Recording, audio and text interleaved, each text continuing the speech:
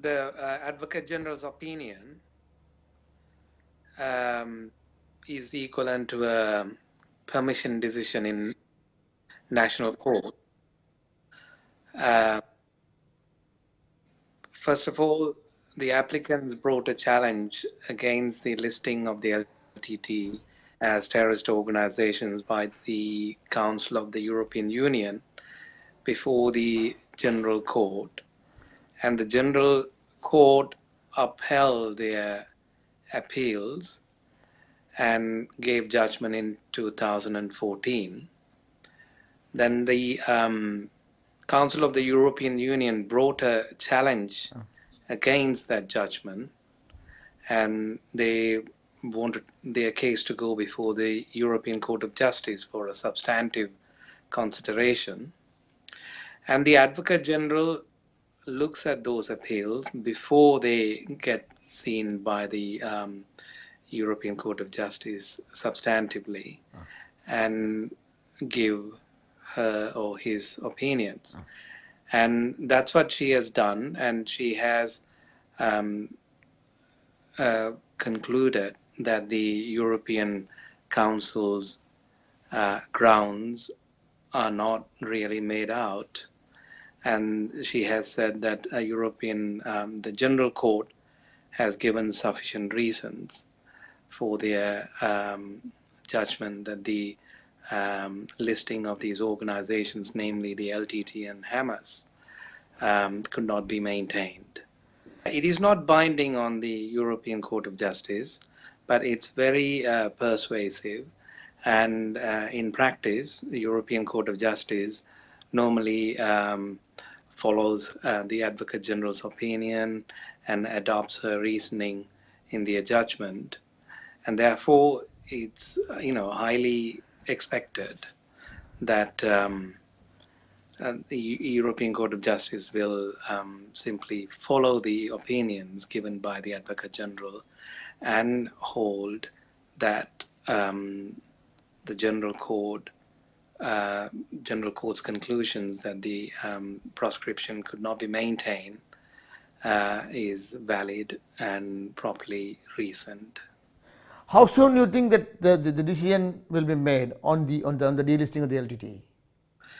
ECJ takes a lot of time, and in order for them to carry out a substantive consideration, in my opinion, it will take several months, at least 10 to 12 months, because of the workload that they have. So I believe by the end of 2016, the ECJ is likely to give its final judgment on this matter. What will happen to the political and other activities of the LTT, financial activities of the LTT, because the government of Sri Lanka always accused the LTT of maintaining their financial network, the political network abroad. What do you think will happen now in the European, as far as the European countries are concerned? When the General Court found in favor of the LTTE, they also gave an order suspending their judgment, in that it will not come into force until the European Court of Justice has had a chance to consider the appeal of the Council. So that order still remains in place, and therefore until the ECJ has reached a final judgment in this case, the measures taken by the European Council continue to remain in place, and therefore the LTT or anyone associated with the LTT cannot carry out any financial transactions, fundraising, and all those activities until the European Court of Justice has had a chance to give its final judgment. The government of Sri Lanka, immediately after the court ruling in 2014, the government of Sri Lanka came up with the idea that it will give supportive evidence to keep the ban on. Is it a blow, this judgment or the opinion, is it a blow to the government of Sri Lanka? I think the judgment is mainly based on procedural grounds, based on EU law. I mean, EU law is quite strict about the fairness and the procedures that should be followed when one organization gets listed as a banned organization or a proscribed organization. So the court's judgment is mainly based on those on the application of the fair procedures, incorporated into the EU law.